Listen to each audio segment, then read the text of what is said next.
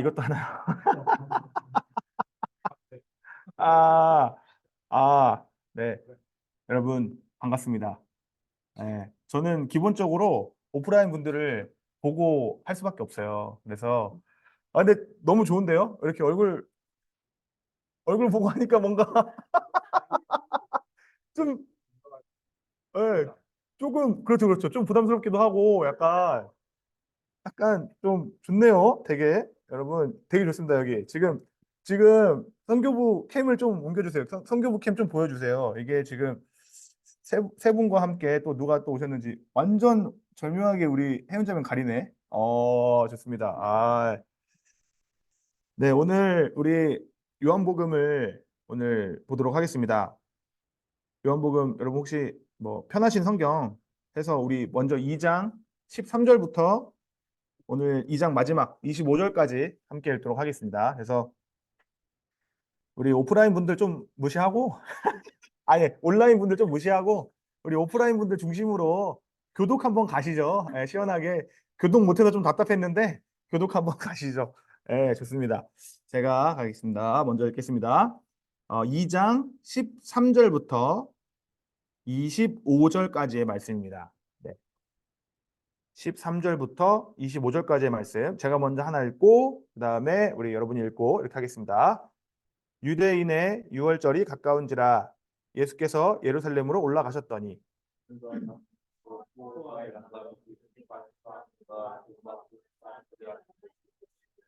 노끈으로 채찍을 만드사 양이나 소나 다 성전에서 내쫓으시고 돈 바꾸는 사람들의 돈을 쏟으시며 상을 엎으시고,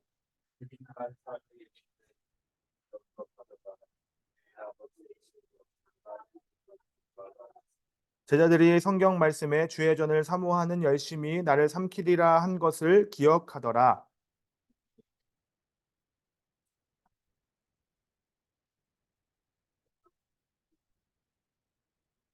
예수께서 대답하여 이르시되 너희가 이 성전을 헐라 내가 사흘 동안에 일으키리라.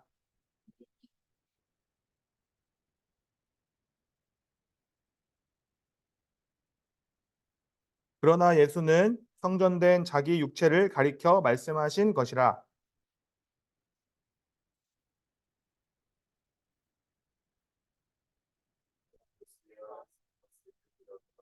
유월절에 예수께서 예루살렘에 계시니 많은 사람이 그의 행하시는 표적을 보고 그의 이름을 믿었으나,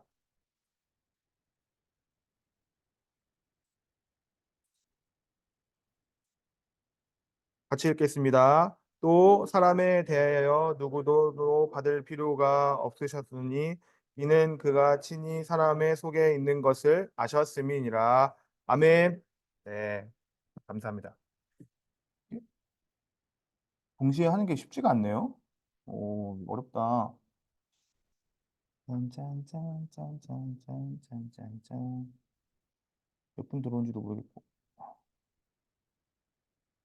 야, 야. 네, 좋습니다. 아, 판돌이. 네, 감사합니다.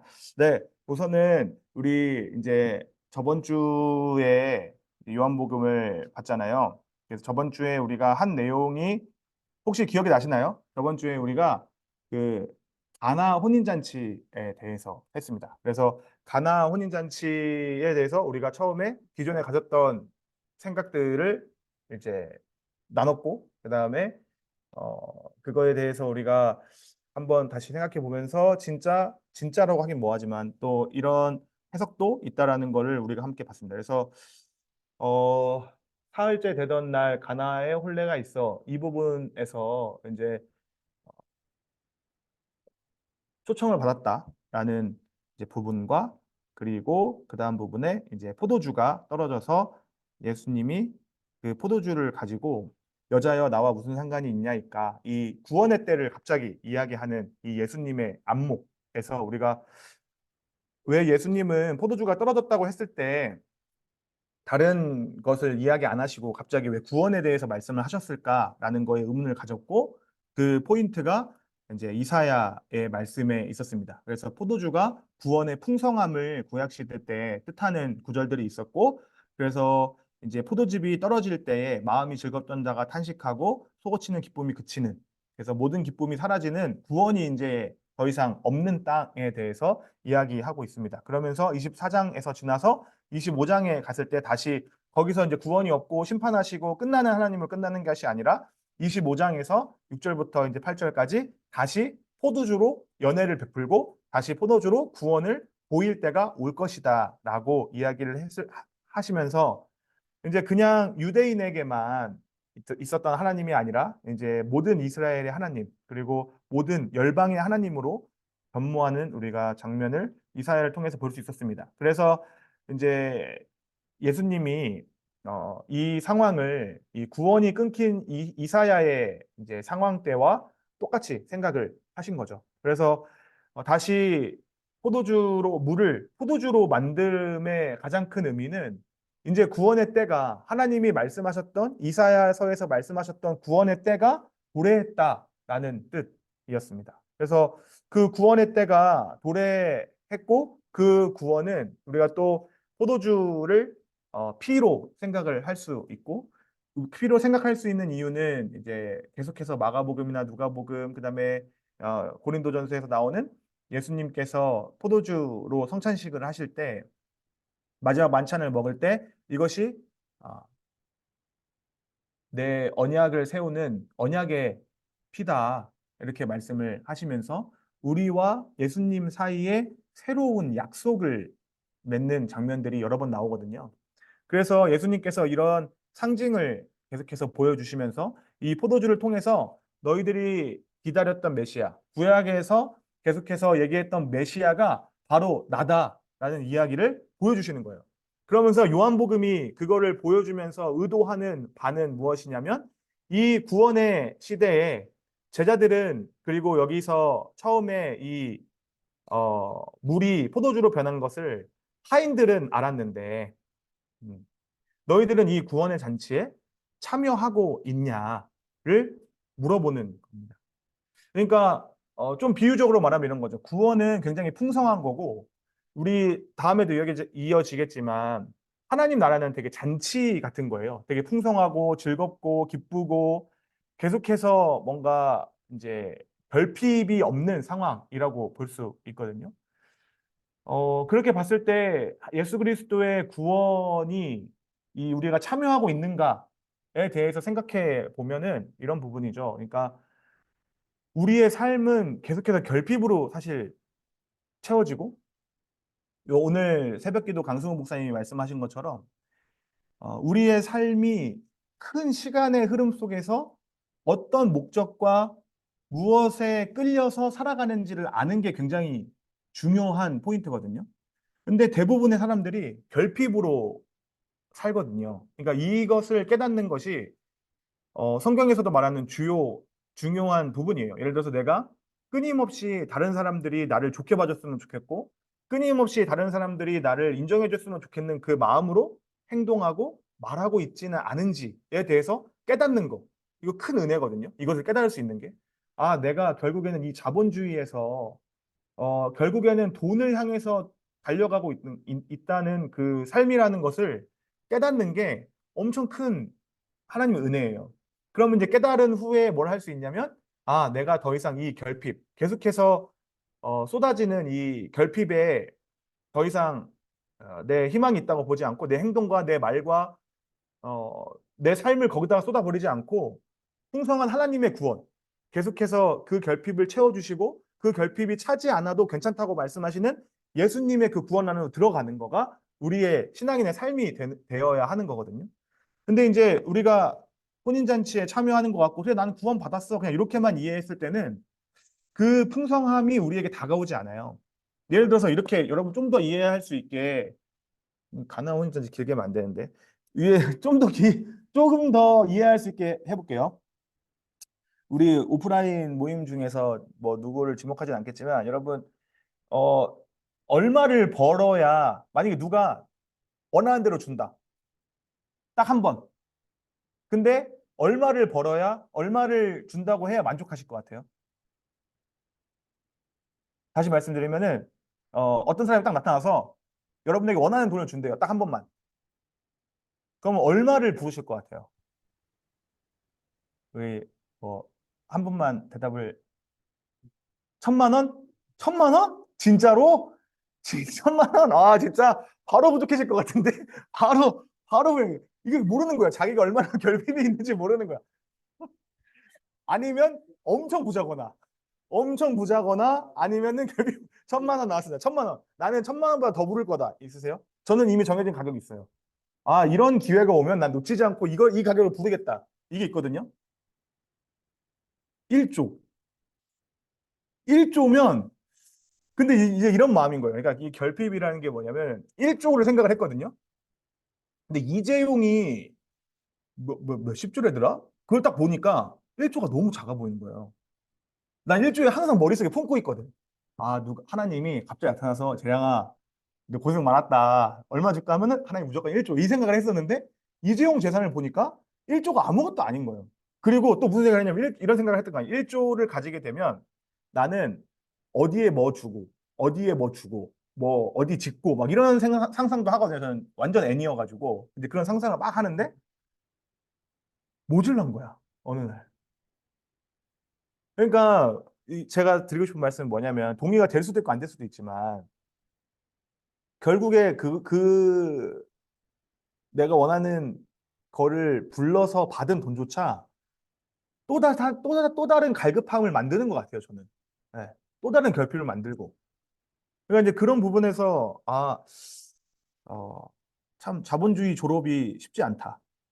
이런 걸 느낍니다. 그래서, 어, 아무튼 여러분, 우리의 삶이 특히 이 물질 만능주의 이 사회에서 진짜 돈이 엄청 중요하고 돈에 끌려갈 수밖에 없는 인생을 살 수밖에 없는 구조가 너무 강력하게 딱 짜여져 있거든요. 이거 너무 간증할 게 너무 많아요. 예, 진짜 여러분 경험만 해보셔야 됩니다. 예, 진짜 간증할 게 너무 많아서 아무튼 좋습니다. 그래서 그런 예수 그리스도가 이제 보여주시는 풍성함으로 들어갈 수 있는 삶을 우리가 또 이야기할 수 있습니다. 그래서 오늘 본론으로 들어가면 맨날 이거 아무튼 본론으로 들어가면 오늘은 성전 이제 정화라고 불리는 예수님의 사건이거든요. 우선은 첫 번째로는 어, 지금 보시면은 유대인의 유월절이 가까운지라 이렇게 써 있잖아요. 제가 요한복음 처음에 이야기할 때 질문 드렸던 것 중에 하나가 예수님의 공생애를 보통 몇 년이라고 할까요? 3년이라고 하고 그 다음에 3년의 이제 근거를 이야기할 때 이제 요한복음을 이야기하죠. 그래서 왜 요한복음을 근거로 하냐? 예수님이 6월절에 예루살렘 올라간 장면이 3번 나와요. 근데 더 있을 수도 있겠죠. 근데 어쨌든 3번 나오고 6월절은 1년에 몇 번? 1년에 한 번 지켜요. 그래서 3번 나오니까 3년은 확실히 이제 예수님이 뭘 했다. 이렇게 생각을 하는 거죠. 근데 뭐 이제 뭐 여러 가지 뭐 같은 6월절일 수도 있고 뭐 여러 가지 경우의 수는 있지만 이제 학자들이 계속해서 생각해 보는 결과는 그래도 이 세 개의 유월절은 좀 다른 것 같다. 그래서 이제 3년이라고 얘기를 합니다. 그래서 유월절로 가까우고 예루살렘으로 올라갔더니라고 했을 때 이게 이제 요한복음의 특징이에요. 어, 공관복음 설명을 한번 드렸었죠. 공관복음 맨 처음 요한복음 할 때. 공관복음이 같은 관점, 공통된 관점으로 보는 거였는데 그 관점이 뭐였냐면 예수님의 행적을 그릴 때 갈릴리에서 예루살렘으로 이동하는 관점. 그래서 공관.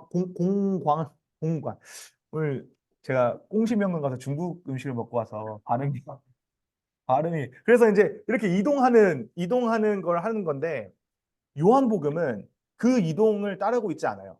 예수님이 어느 날 예루살렘에 있다가 그러니까 지금 이 장도 똑같아요. 갑자기 가나에 있다가 가나가 좀 멀거든요. 가나에 있다가 갑자기 예루살렘에 예수님이 딱 등장해요. 그리고 예루살렘에 있다가도 또 갈릴리에 딱 등장하고 계속해서 옮겨지는 그런 모습을 이제 요한복음은 보여주거든요. 특히 이 성전 정화는 성전을 깨끗하게 예수님께서 하시는 이거는 제가 어디 써놨을 텐데 마가복음에는 11장에 나와요. 그러니까 마가복음이 16장까지인가 있어요. 그러니까 11장 정도면 거의 이제 예수님 십자가 돌아가시기 전 계속 가까워지는 시기예요. 그러니까 마태복음과 마가복음, 누가복음은 이 성전을 정화하는 이 사건을 예수님 십자가 못 박히시기 전에 기록을 하거든요.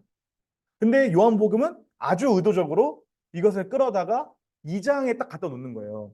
요한복음이 긴데 20 몇 장, 23장, 22장인가 23장까지 있는데 앞에다가 딱 갖다 놓고 예수님이 어떤 사람인지를 의도적으로 보여주고 있는 겁니다. 그러면서 이제 이 2장 13절에 이제 그런 내용들이 있고, 그러면서 이제 성전 안에 소와 양과 비둘기 이야기를 하면서 돈 바꾸는 사람들 앉은 것을 보시고 이렇게 이야기를 합니다. 그래서 기본적으로 여러분 성경을 읽으실 때 도움이 될 수 있는 부분은 무엇이냐면, 제가 여러 번 강조했지만 스스로 성경 읽는 거 굉장히 중요하거든요.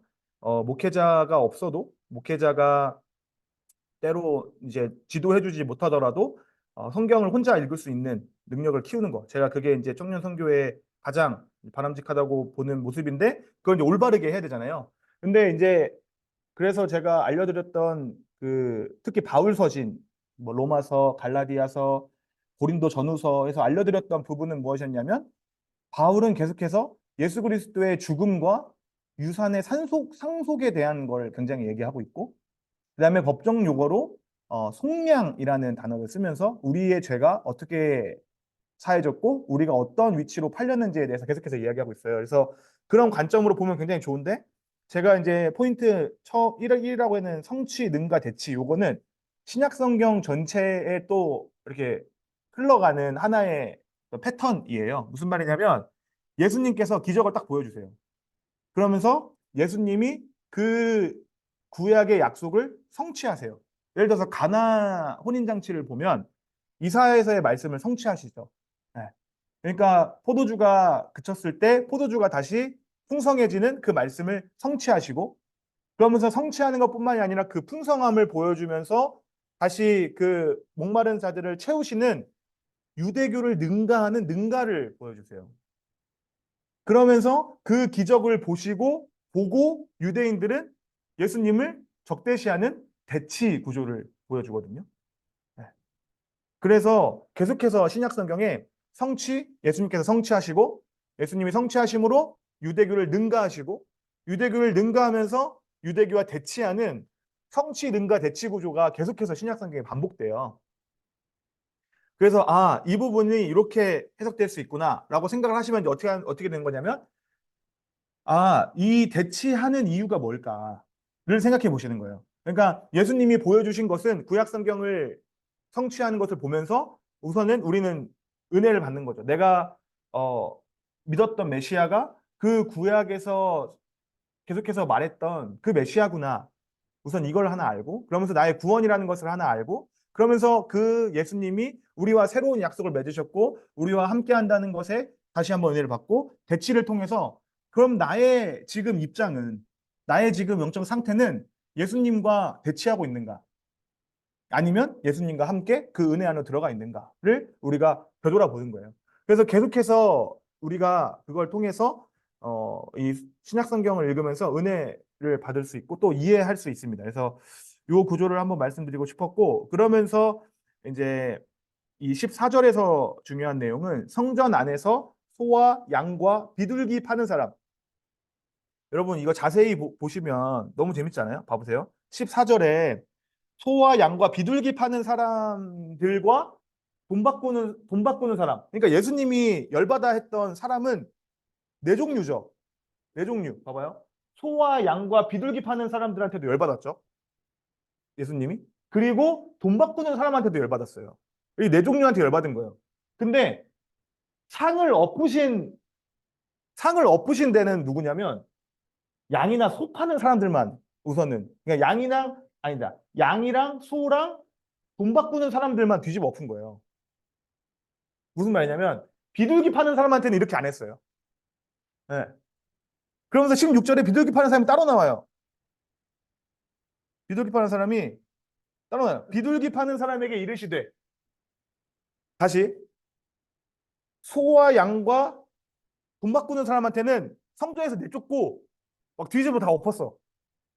근데 비둘기 파는 사람한테는 그냥 말로만 했어요.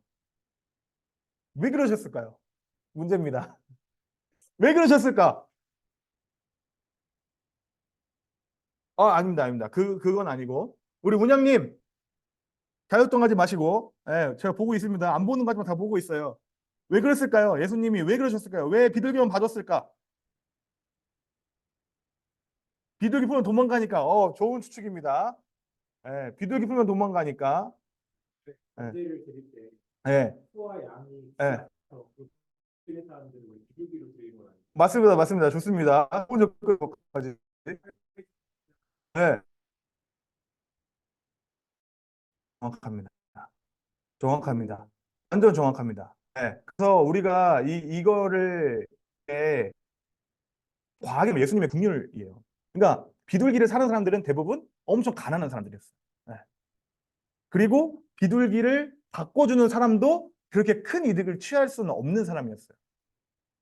그래서 예수님이 소와 양, 폭리를 취하는 사채업자들의 상은 엎으신 거지만 소상공인, 구멍가게는 봐주신 거예요. 네. 진짜로, 진짜로. 감사합니다. 아무튼 그래서 성경은 이게 자세히 보면 재밌어요, 굉장히. 그래서 어쨌든 또 계속해서 보면 우리 그래서 예수님이 그러면 성전 안에서 소와 양과 비둘기 파는 사람 할 때 이 성전 안이 어딜까? 보이세요? 예. 이게 이제 그때 당시에 헤롯 성전이라고 불리는 곳이에요. 그러면 여기 이제 솔로몬 행각이라는 데가 있고 솔로몬 행각에서 사도행전에서 그 베드로가 여기서 설교를 하거든요.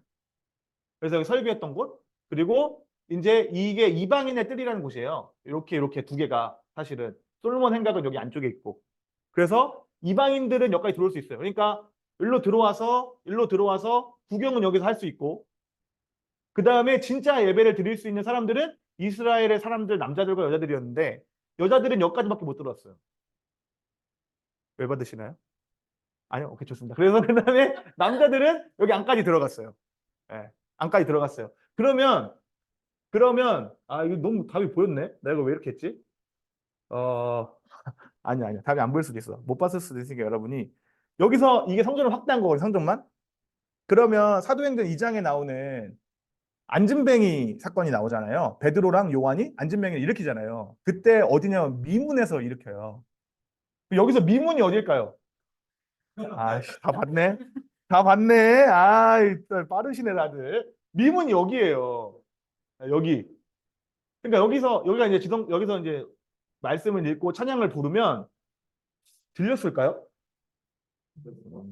들렸을 것 같아요. 혼수에 갔을 때 그래요? 오, 그때 선정 드리면서 오, 오, 권위 있다. 아니, 권위 있네. 어, 권위. 가본 사람 권위는 이길 수가 없어. 예, 예, 갔었을 때 예. 혼자 이렇게 중얼중얼 노래를 했거든요. 어, 이제 마피 같은 거 묻혀가지고 예. 종이야. 그게 들리니까. 좋습니다. 여러분, 우리 온라인에 계신 분들 들으셨죠? 우리 재직형제가 이스라엘 가보셨는데 미문에서 정말 잘 들린대요. 그래서 아마 예배하는 그런 시간들이 들렸을 텐데도 불구하고 아무도 그 안진뱅이에 대한 긍휼을 베풀지 않았던 그것이 이제 그 미문 사건의 배경입니다. 그래서 우리의 요점은 뭐냐면 이제 좀 더 자세한 건데 우리의 요점은 예수님이 엎은 그죠? 소와 양과 비둘기 돈 바꾸는 사람을 엎었던 공간은 이 이방인의 때릴 공간이에요. 예, 예. 그래서 여기 들어가기 전 그래서 이제 많이 알려진 사실은 뭐냐면은 이때 이제 미문에는 들리는데 온라인에서는 안 들린다고요? 감사합니다. 예, 아직 이게 기계적 한계라 여러분 죄송해요. 예, 여러분 이제 온라인은 안 들려요. 감사합니다. 예. 저희한테 잘 들려요. 오프라인 너무 잘 들려요, 지금. 오프라인 너무 잘 들리고, 지금 여기 엄청 화기애애해요, 여러분. 그래서, 어쨌든 이제 이방인의 뜰로 거기에 이제 그런 게 가득했을 거고, 예수님이 이 성전을 깨끗하게 하신 일에 대해서 우리가 이제 많이 들어보신 분들은 그거에 대한 이유를 아실 거예요. 그러니까 우리가, 어, 그러니까 환치기 같은 거죠. 그러니까 멀리서 사는 디아스포라 유대인이 6월절에는 다 돌아와서 다른 나라에서도 그다음에 이제 아주 멀리에서도 다 돌아와서 제사를 드리러 왔었어요. 왜냐하면은 이 제사를 통해서 본인의 죄가 사해졌다고 믿고 그다음에 그 구원을 확인하는 이제 내가 구원받은 유대인이다라는 것을 확인하는 시간이었는데 아까 유진님이 말씀해 줬다시피 이 제사의 6월절에 들어가려면 제물이 필요했어요. 그래서 본인의 그 율법서에 나오는 본인의 이제 그 집안의 어떤 규모대로 잘 살면 소, 그 다음 잘 살면 양, 그 다음 잘 살면 비둘기. 근데 이제 계속해서 레위기서에서 나오지만 어떤 양과 어떤 소와 어떤 비둘기를 드리라고 하냐면 흠없는, 예, 오, 오 오, 마이 갓, 어서 오세요, 어서 오세요. 거의 끝나갑니다. 어서 오세요.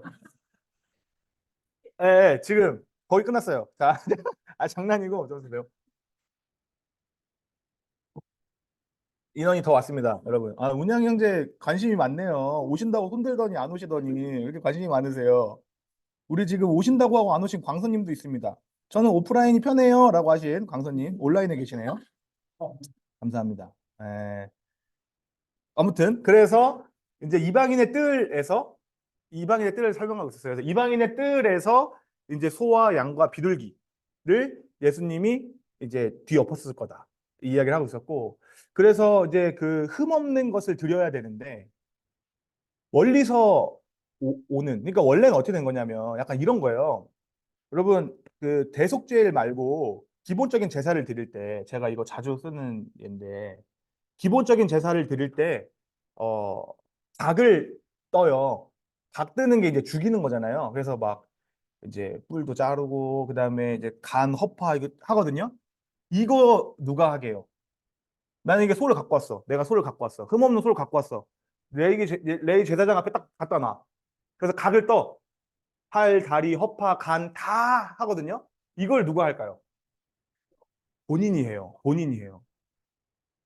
본인이 잡은 걸 본인이 해요. 그러면은 원래 아주 정석으로 해보면 어떻게 되냐? 예를 들어서 여러분 이렇게 하는 거예요. 흠없는 양을 키워야 되는 거잖아요. 흠없는 소를 키워야 되는 거잖아요. 흠없는 비둘기를 키워야 되는 거잖아요. 그러니까 여러분 집에 있는 뭐 집에 있을지 모르지만 강아지를 생각해 보시면 그 강아지를 내가 키웠어. 흠없이 정말 애지중지해서. 그러니까 한 번에 뭐 1년마다 6월절은 있지만 이 동물이 크는 시기가 있잖아요. 어느 정도 돼야지 데리고 갈 수 있거든요. 그러면 그거를 데리고 가서 예를 들어서 데리고 간 그 강아지 이름이 만약에 뭐 찰스라고 하면은 우리 장신대에 찰스가 있었거든요. 찰스를 내 손으로 죽이는 거예요. 근데 죽는 이유가 뭐예요? 나 죄 때문에. 그러면 돌아왔을 때 죄책감이 전혀 없을까요? 없는 사람도 있겠죠. 하지만 대부분 어떤 생각을 하게 되냐면 아, 나 때문에 내가 키웠던 우리 소중한 찰스가 죽었구나. 그러면서 죄를 지을 때 한 번이라도 그 찰스가 생각이 안 났을까요? 물론 안 났을 수도 있겠죠. 이렇게 뭐 소시오패스나 사이코패스나 이렇게 공감력이 떨어지면. 근데 대부분의 사람들은 다시 죄를 지을 때 아, 이것 때문에 또 작년에 찰스가 죽었는데 또 내가 다른 동물을 죽이게 생겼다라는 내가 소중하게 키웠던 그 친구를 죽이게 생겼다라는 그 마음이 사람 안에 생기게 되는 거예요.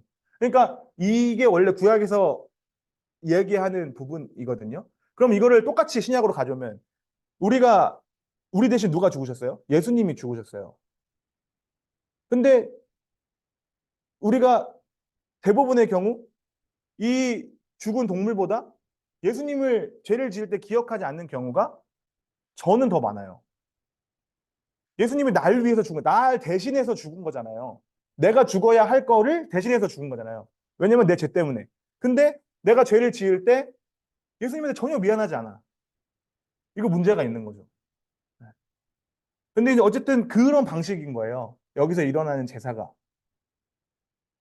근데 멀리서 와야 되고 이제 그런 그 유목민 사회였던 사회가 이제 거의 끝나고 지금 이렇게 여기 헤롯 성전이 이렇게 생겼다고 얘기하다시피 어느 정도 이제 그리스 로마 사회는 계속해서 그런 농촌에서 조금씩 벗어나서 상업과 이런 것들이 발전하기 시작했단 말이에요.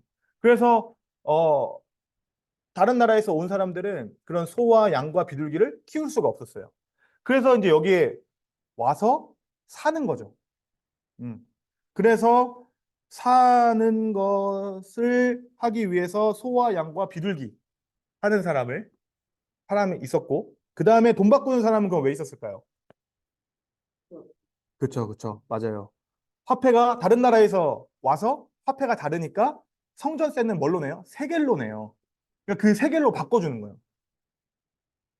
그러면은 봐보세요. 이거 중요한 포인트는 뭐냐면 여러분 이 처음에 이 편의가 소와 양과 비둘기를 거기서 주고 오면은 성전 세겔로 바꿔주고 이 편의가 처음에 좋은 의도였을까요? 나쁜 의도였을까요? 좋은 의도였죠. 네, 너무 좋은 의도였죠. 근데 지금 예수님은 이 좋은 의도를 뒤엎고 있잖아요. 그러니까 변질됐다라는 걸 이야기하는 거죠. 그래서 이때 당시에 이제 여러 가지 역사책을 찾아보면은 흠 없는 거를 드려야 되는데 다 흠이 이미 나 있고 그냥 아주 병든. 그래서 이 병든 그냥 소를 가지고 엄청 비싸게 팔고. 근데 이제 외국인이니까 그걸 살 수밖에 없고 내가 1년 동안 준비해서 6월절에 여기 왔는데 다시 6월절 기다리려면 1년을 기다려야 되니까 거기서 그냥 강매를 당하는 거예요. 그리고 돈을 바꿀 때도 환칙이 막 엄청 많이 당하는 거죠. 엄청 많이 해가지고 그 이득을 계속해서 본 거예요. 심지어 이때 알려진 바에 의하면 이 성전 안에 굉장히 그래도 체계적인 시스템이었어요. 이 성전 안에 소와 양과 비둘기를 아무나 될 수 있었을까요? 그것도 바뀌는 거예요. 아무나 되지 않고 성전에서 인정해준 뜰과 농장에서 나오는 그 소와 양만 일로 들어갈 수 있었어요. 그러면은 그 땅을 소유하고 있는 소유주만 돈을 버는 시스템인 거죠. 그러니까 이게 여러 가지 문제가 지금 현지 상황과 사실 굉장히 비슷한 과독점. 음. 그래서 이제 예수님이 그거를 엎으시는 거죠. 왜냐하면 예수님이 마가복음에 이야기하시기로는 내 집은 만민이 기도하는 집이라고 말했는데 이 환치기 하고 물건 팔고 소와 양, 비둘기 파는 소리로만 가득한 거예요. 그러면서 여기서 제자들이 이 다른 복음서랑 좀 다르게 제자들이 좀 똑똑한 모습을 요한복음에서 몇 번 보이거든요. 그러면서 제자들이 이야기하는 거예요. 시편의 말씀을 기억하는 거예요. 주의 전을 사모하는 열심이 나를 삼킨다. 그럼 요걸로 한번 다시 한번 생각을 해보면 처음에 어떤 의도였다고요? 소와 양과 비둘기를 처음에 갖다 놓은 건 좋은 의도, 나쁜 의도? 좋은 의도. 열심이었을 거예요, 분명히. 성전을 위한 열심, 예배를 드리러 오려고 하는 사람들에 대한 열심, 그 열심을 인정해주고 배려해주고 잘해주기 위해서 그 상황들을 준비했겠죠. 근데 그게 점점 변해오면서 그 열심이 하나님을 삼키기 시작하는 거예요. 교회를 위한 열심이 사람의 욕심으로 인해서 사람의 욕망으로 인해서 사람의 아까 제가 얘기한 결핍으로 인해서 하나님을 삼키기 시작하는 거예요. 근데 이 사람들은 이렇게 생각했다는 것을 근거로 했을 때 이 사람들은 이것이 잘못됐다고 생각했을까요? 아니면 잘하고 있다고 생각했을까요? 잘하고 있다고 생각을 한 거예요. 내가 예배를 방해하고 있는 것이 아니라 병든 소, 병든 양 이거라도 없으면 예배를 드릴 수 있었겠어? 라고 생각을 하고 있었던 거예요. 율법에는 분명히 흠없는 양, 흠없는 소, 너가 키운 것, 너가 정말 소중히 생각한 것, 그것을 하나님 앞에서 드리라고 얘기했지만 그것을 지킬 수 없는 현실이니까 이렇게 하면은 이렇게 해서라도 예배를 드리는 게 낫잖아. 그런데 예수님은 그 장면을 보시면서 예수님의 아니라 제자들이 결국 그 잘못된 자기의 욕망과 자기의 결핍을 채우려고 하는 그것이 하나님을 삼켰다고 평가를 하는 겁니다. 그러면서 예수님은 계속해서 얘기를 하는 거죠. 내 집은 만민이 기도하는 집이고 예배를 드리는 집이고 하나님과 교제하는 집인데, 그래서 가나 혼인잔치처럼 잔치가 이루어져야 하는 곳인데 마치 포도주가 떨어진 잔치처럼 이 성전에는 더 이상 예배가 없고, 이 성전에는 더 이상 구원이 없고, 이 성전에는 더 이상 하나님과의 교제인 기도가 없구나. 예수님이 이제 그것을 말씀을 하시는 거예요. 그리고 그것을 없앤 것이 다른 것이 아니라 하나님을 향하고 있다고 거짓말치지만 결국 자기를 향하고 있었던 그 열심이 이 일을 만들었다고 성경은 이야기하고 있는 겁니다. 그리고 그거를 더 이제 확실하게 보여주는 것은 예수님이 그것을 엎었을 때의 이 사람들의 반응인 거죠. 그 산업이 이제 무너진 거잖아요. 소와 양이 다 도망치고 돈 바꾸는 자가 돈을 다 잃어버리고 그 사업이 무너졌을 때 이 사람들은 도대체 너가 무슨 권한으로 무슨 대체 마음으로 이런 것들을 하냐라고 이제 물어봅니다. 하지만 예수님은 이제 여기서 진짜 성전에 대해서 말씀을 하시죠. 그러면서 예수님이 성전된 이 성전을 36년 동안 지었건을 내가 3일 동안 일으키냐 하면서 예수님이 성전된 자가 육체를 자기 육체를 가리켜 한 말이라고 하면서 우리가 널리 알려졌다시피 이 예수님이 말씀하신 성전은 아까 그림을 보여드린 그 성전을 무너뜨리고 다시 짓겠다라는 의미가 아니라 이제 새로운 성전, 새로운 하나님과 교제할 수 있고 하나님과 잔치할 수 있고 하나님과 소통할 수 있는 기도의 성전이, 진짜 성전이 여기 있고 그 진짜 성전은 십자가에 못 박혀 죽을 것이고 사흘 만에 다시 부활할 것을 이야기한다는 것을 우리가 알고 있습니다. 그러면서 22절과 23절에서 이것을 요한복음이 주의합니다. 예수님이 말한 것도 아니고 제자들이 이야기한 말도 아니에요. 그래서 이것은 요한복음에만 있는 요한복음 주회입니다. 그래서 요한복음을 영적인 복음이라고 얘기하는 이유가 이제 이런 데 있는 거예요. 그러니까 예수님의 성전 정화 사건을 그냥 보통 마망룩은 어떻게 얘기하냐면 예수님이 행하신 걸 보고 우리가 유추를 해야 돼요. 아까 말씀드린 성취, 예수님이 성전을 정화시키면서 성취하시죠. 그러면서 자신을 말씀하시면서 유대인을 능가하시죠. 그리고 유대인과 대치할 때 그 장면을 보고 우리가 예수님이 이렇게 하신 거구나라고 우리가 느끼는 거거든요. 근데 요한복음은 거기에 대해서 뒤에 있는 해석들을 조금씩 붙여요. 근데 이런 부분이 영적인 복음이라고 얘기하는 부분인데, 그러면서 그 후에야 죽은 자 가운데서 살아나신 후에야 제자들이 이 말씀하신 것을 기억하고 성경과 예수께서 하신 말씀을 믿었더라라고 이야기하고 있습니다. 이거 잘못됐네. 이야기하고 있습니다. 아, 저.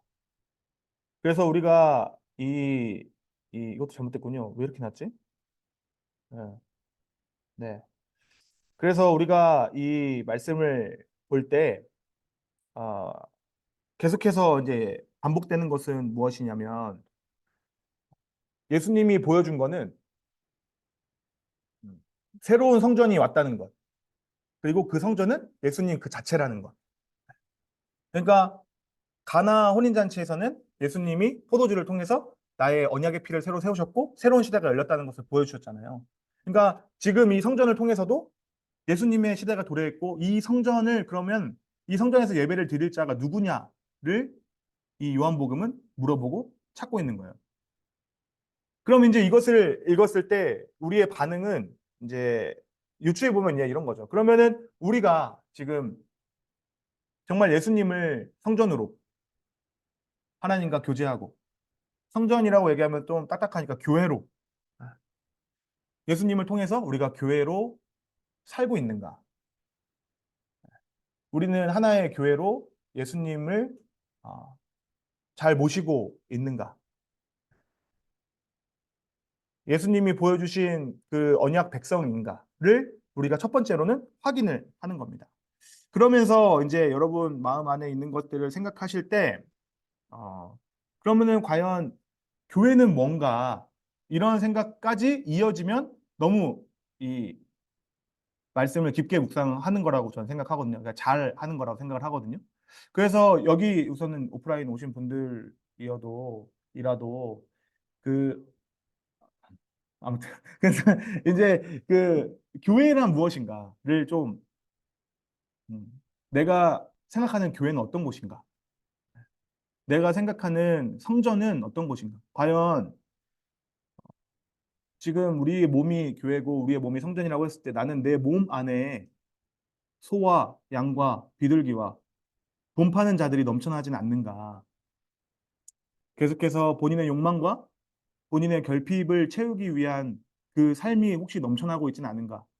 그 사실 예수님이 내 삶에 들어오셔서 이 판을 한번 엎어야 될 정도로 근데 나는 이것이 굉장히 열심이라고 생각을 했고 내가 잘 살고 있다고 생각을 했고 내가 예수님 안에서 이 교회 안에서 잘하고 있다고 생각하진 않았는가를 돌아보는 거죠.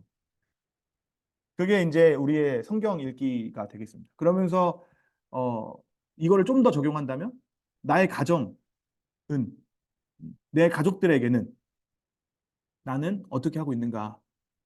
혹시 이 가정, 이 가족들과의 관계에서 계속해서 어, 돈 바꾸는 사람들처럼 성전이 되지 못하게 계속해서 우리가 하고 있지는 않은가? 그런 고민들로 계속해서 번져 나가면 어, 성경을 읽는 깊이가 매우 매우 깊다고 저는 생각합니다. 그래서 그렇게 한번 이 성전 그래서 어떤 분들은 성전 정화라는 말을 굉장히 싫어하세요. 성전을 정화한 것이 아니라 원래의 의도를 회복시켰다. 그러니까 선지자적 그런 어떤 행위다. 그러면서 그냥 이제 성전을 회복, 성전을 뭐 아무튼 그렇게 말씀을 하시더라고요. 그래서 어쨌든 여러분 이 성전 정화 사건도 보시면서 그런 의미를 되새겨 보시면 좋겠습니다. 제가 안 한 걸 있는지 한번 봐볼게요. 제가 안 보고 하다 보면은 막 넘어가는 게 있더라고요. 주의 전을 사모하는 열심히 나를 삼키니라. 이건 시편 69편의 말씀입니다.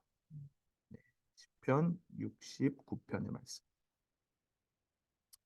좋습니다. 그래서 네, 오케이, 오케이, 오케이, 오케이, 오케이, 오케이, 오케이, 오케이. 네, 이 장이 앞에 오는 이유도 제가 설명을 드렸죠. 네, 다른 데는 다 뒤에 있지만 이 장을 앞으로 당기는 이유는 분명히 목적이 있고 그 목적을 여기서는 표적이 있다. 표적이다.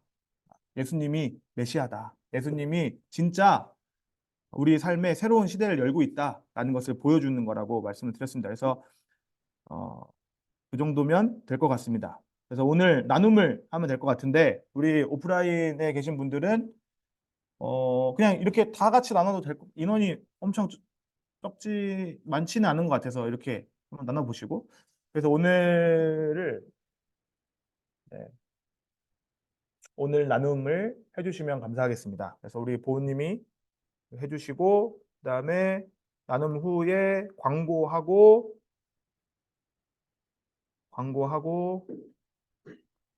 네, 광고하고 우선은 좀 더 생각해 보겠습니다. 우선 광고